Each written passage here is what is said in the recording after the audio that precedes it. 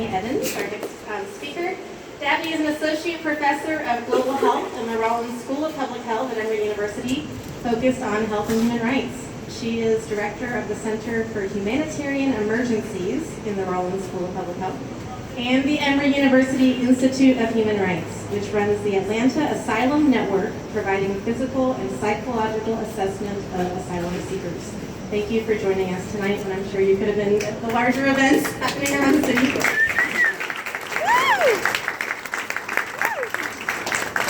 evening. I am so excited to see so many people here, so thank you all so much for coming.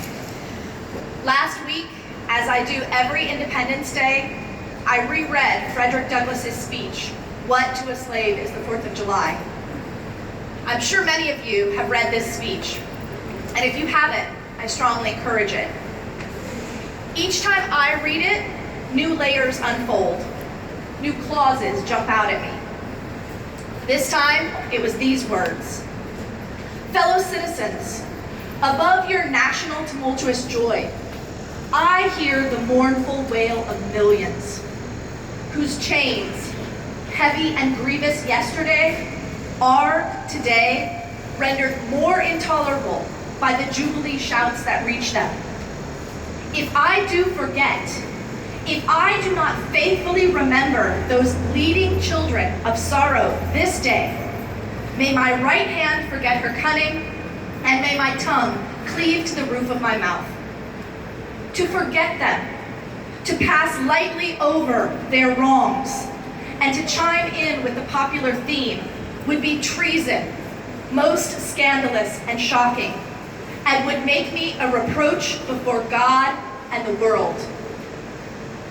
In 1852, when he delivered this speech, Douglass was of course referring to slavery, a practice that continued 11 years after this speech, and whose harmful racist effects are still felt today, most acutely among Black and brown people, and including immigrants and asylum seekers.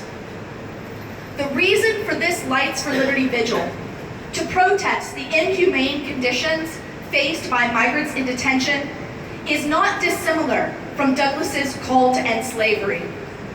Both groups,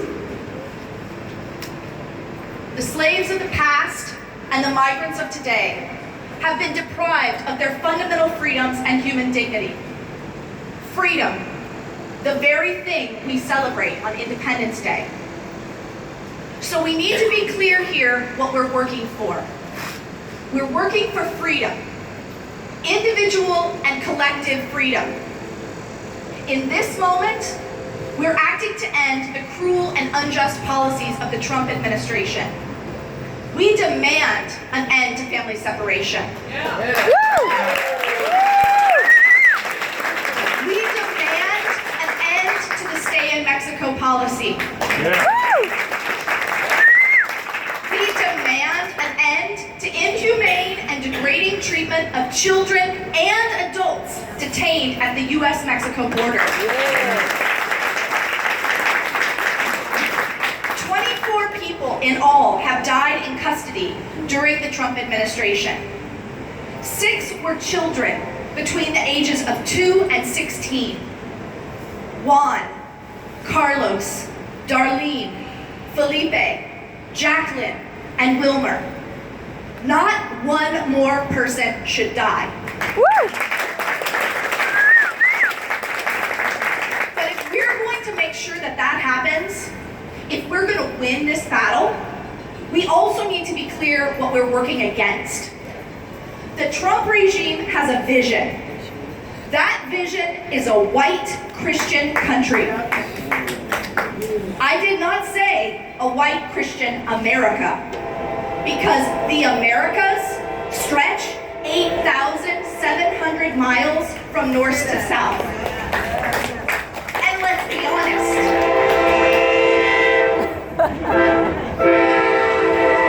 he's like, amen. Hey! you're trying to cheer him up. And let's be honest, the Americas do not belong to Americans. The land we stand on today originally inhabited by the Southern Siouans and the Catawba peoples. This land was stolen from them. The vision of the Trump administration is in keeping with the sick traditions of thievery employed by colonialists and slave profiteers. Except today, they're xenophobes and profiteers in the prison industrial complex.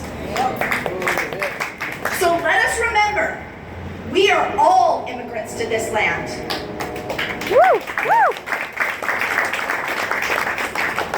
The early American settlers are often glorified. They were in pursuit of life, liberty, and happiness. Aren't we all? Their dream was an honorable one. Their methods were not. Now, we must rectify and not repeat their mistakes. So we say yes to freedom, yes to life, yes to liberty, and yes to happiness. Not only for the white Christian men among us, but for all.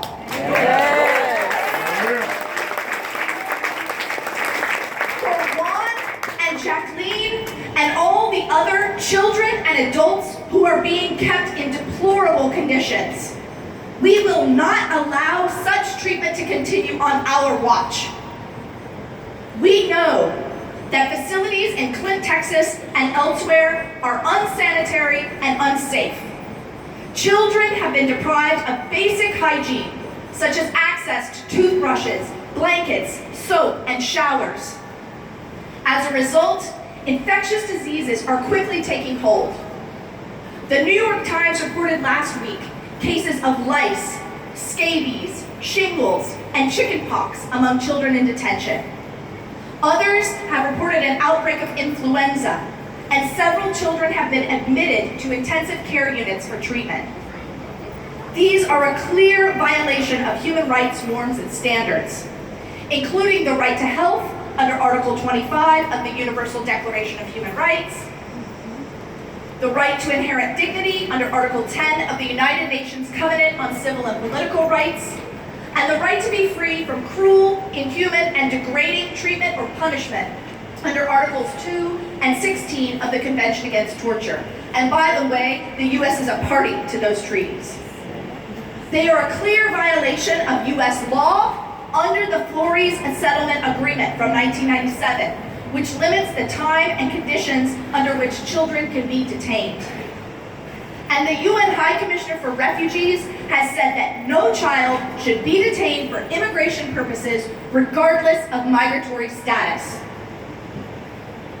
President Trump says there's a humanitarian crisis at the border.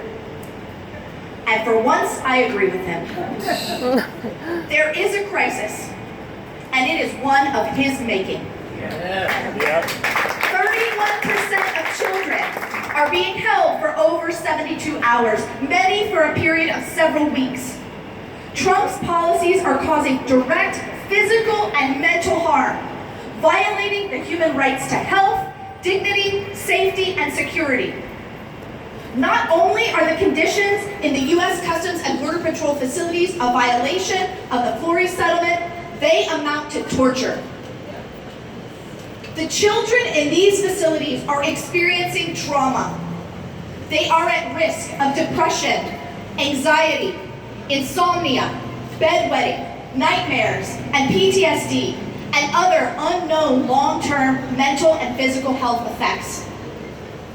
The American Academy of Pediatrics has spoken out about how the traumatic stress these children experience can have lifelong health impacts. Highlights Children's Magazine issued a statement calling family separation unconscionable and the cause of irreparable damage to young lives. And as Mary pointed out in the Facebook group for this event, even Fox News correspondent Alexandra Kuykendall has called for a series of measures to ameliorate the current conditions. So we demand that the U.S. government rectify the conditions in detention facilities by meeting Flores settlement requirements, providing sanitation, safety, and health care.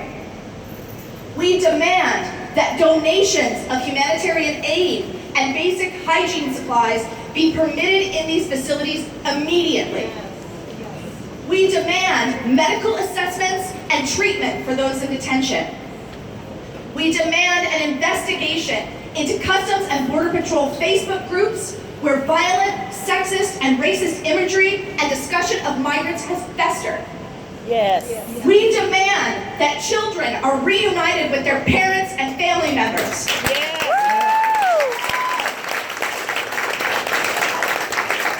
Children are attached to their parents and they cannot thrive without them. And just as children are attached to their parents, our future is bound to theirs. My freedom as an American is tied to the freedom of migrants. Yes. That's true. My freedom as a white person is tied to the freedom of black and brown people. My freedom as a spiritual person is bound to the freedom of Christians, Jews, Muslims, Buddhists, and others of faith. My freedom as a cisgender woman is bound to the freedom of LGBT and non-binary people. Yes. As the activist, artist, and academic Lila Watson shared, if you've come here to help me, you are wasting your time. But if you've come because your liberation is bound up with mine, then let us work together. So here is the work I am asking you to do. Join the Georgia Alliance for Social Justice Facebook group and get engaged with the Ayudamos campaign that includes a variety of activities such as hygiene making kits and including a mass donation on July 27th in Avondale Estates. Donate to organizations engaged in this work. Al Otro Lado and Raíces are two organizations working on the border. El Refugio provides support to folks detained in Georgia at the Stewart detention facility. Sign up to sponsor an asylum seeker. You can find out information about how to do that at www.freedomforimmigrants.org. Call your representatives and share your concerns and demands with them. If you don't know how to reach them, go to www.callmycongress.com. I work for any of these sites, by the way. I want to say one more point, but before I do, I want to say that it's really important for us to recognize that many people may not be here tonight because of the raids that we know will be taking place tomorrow and beyond. If you are in touch with people in those communities, please share information about the rights that those people have. You can find out more by texting Know Your Power to 877-877 or visiting unitedwedream.org/Know Your Power. I'll put all these sites on the Facebook event. And finally, participate in voter registration and canvassing.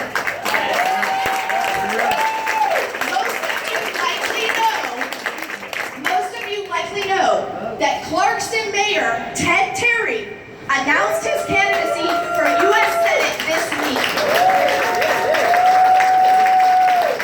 Let's work to elect leaders who understand the value that immigrants bring to this country. Thank you.